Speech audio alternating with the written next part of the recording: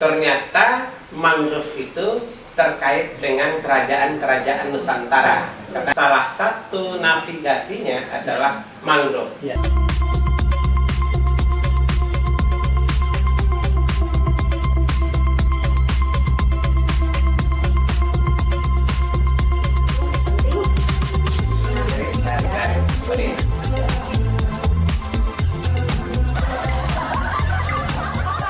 Sobat Cedar yang berbahagia, nah ini mungkin isu yang mengagetkan, termasuk sebenarnya saya kan. Kalau saya baru-baru ini benar-benar kaget, apalagi setelah kita diskusi tadi, ternyata mangrove itu terkait dengan kerajaan-kerajaan Nusantara. Katanya begitu kan, bahwa para penjelajah dari benua Amerika, Eropa datang ke Indonesia. Salah satu navigasinya adalah mangrove. Ya. Itu maksudnya gimana kan? Kalau sahabat Cedar nih pernah melaut nih, pernah melaut, kemudian untuk menavigasi saat itu belum ada mercusuar, belum ada. Mercusuar nggak ada. Belum ada. Penanda daratan itu mercusuar belum dibangun. Oke. Yang bisa dilihat apa? Hutan mangrove. Berarti kalau ada pohon mangrove di situ, berarti ada daratan. Nah, itu menjadi navigasi. Ada daratan, dan itu unik masing-masing daratan. Dan unik masing-masing daratan. Gitu ya. Ini jadi benar kan ya, itu ya, sebagai penanda utama gitu ya saat itu. Saat itu mangrove menjadi bahwa ini ada daratan. Nah, berarti bentuk mangrove yang seperti apa Pak yang sebagai penanda itu? Itu kalau kita lihat dari laut ya, laut lepas, kemudian kita melihat daratan. Kemudian ada formasi tadi angka tunjang, rapat, kebiruan ya. Itulah pasti dia di belakangnya adalah hamparan daratan. Penandanya itu ya Pak? Penandanya itu dari mangrove tadi. Itu untuk navigasi. Siapapun termasuk Columbus. Oh gitu ya. Termasuk Columbus itu penjelajah dunia, pasti dia sangat memanfaatkan mangrove untuk navigasi dia. Karena saat itu juga Kompas belum ada, gitu ya. Google Map belum ada, gitu kan ya. Ya, mungkin Kompas sudah ada. Kompas sudah ada. Walaupun sederhana. Cuma Google Map, itu belum ada saat itu. Oke. Ya. Berarti mangrove benar-benar mangrove nih berarti tidak lagi daratan gitu. Itu udah pasti ketemu mangrove, itulah daratan. Oke.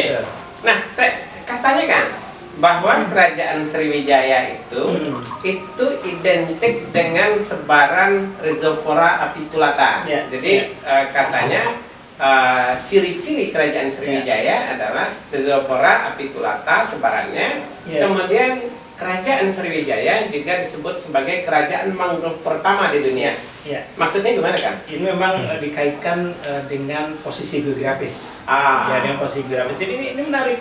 Bahwa kerajaan besar yang ada di Nusantara ini adalah kerajaan maritim. Ya, 2/3 kita adalah lautan, dan yang menguasai maritim saat itu ada kerajaan-kerajaan besar yang memang dia adidaya, termasuk di Sriwijaya. Dan dia kan posisinya itu ke Sungai Musi ya, masuk. Ke Sungai Musi, berarti ada mangrove zona riparian dan zona tengah atau belakang. Otomatis yang tumbuh di Rhizopora apiculata. Jadi memang sebagian ahli sejarah menyebut Sriwijaya itu sebagai kerajaan mangrove pertama gitu. Gara-gara memang untuk menuju gerbangnya itu akan melalui hamparan Rhizopora apiculata di mangrove riparian. Gitu. Jadi ini terkait. Menyambung udah Ridwan yang mengatakan Sriwijaya sebagai kerajaan Majapahit mangrove pertama. Ya, kerajaan maritim ya. Maritim. Nah, katanya kerajaan Majapahit pun seperti itu Pak yang kedua. Nah, disebut dengan kerajaan mangrove kedua gitu ya. Katanya gitu kan. Benar nggak itu Pak?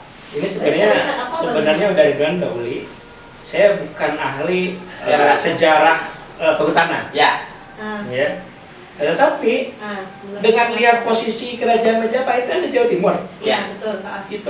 Itu pasti kerajaan zaman dulu itu akan melalui Bengawan Solo, Sunan Brantos yang notabene itu di daerah ininya, di daerah estuarinya itu sangat lebat mangrove, dan dia ternyata Majapahit ini kan kerajaan pesisir nih. Dia menguasai sampai Filipina itu wilayah pesisir. Jadi kalau kita lihat sebenarnya kerajaan-kerajaan besar di Indonesia seperti Sriwijaya yang ditandai dengan sebaran mangrove Rhizopora apiculata, maka kalau dilihat katanya Kang katanya Majapahit itu adalah identik dengan sebaran Rhizopora stylosa. Itu maksudnya gimana Kang? Jadi gini, tadi yang saya sampaikan bahwa kerajaan Majapahit itu dia menguasai lokasi-lokasi daerah-daerah pesisir.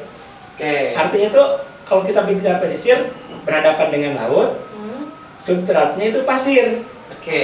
Nah, dan yang berhadapan tumbuh dengan laut, substrat pasir Rhizopora stylosa yang tumbuh. Secara ekologinya begitu. Jadi emang kalau jadi dalam konteks budidaya sebenarnya jangan semua menanam jenis Rhizopora apiculata gitu kan. Mesti dilihat zonasi dengan kesesuaian jenis terhadap gelombang gitu ya. Termasuk stylosa ini. Termasuk di Jawa. Makanya tadi Mbak Uli yang pertanyaan Mbak Uli terkait dengan Majapahit sebagai kerajaan mangrove kedua, maksudnya demikian gitu kan? Karena sebarannya juga dia menguasai daerah pesisir. Wah, terima kasih Kang. Saya sungguh kaget nih Kang. Ternyata mangrove itu bukan hanya dalam konteks perubahan iklim, ekonomi, budaya, ternyata isu kemerdekaan, kerajaan, sejarah bangsa gitu ya. Berawal dari mangrove. Dan keselamatan jiwa gitu kan. Keselamatan jiwa juga terkait dengan isu mangrove. Terima kasih nih Kang Dadan.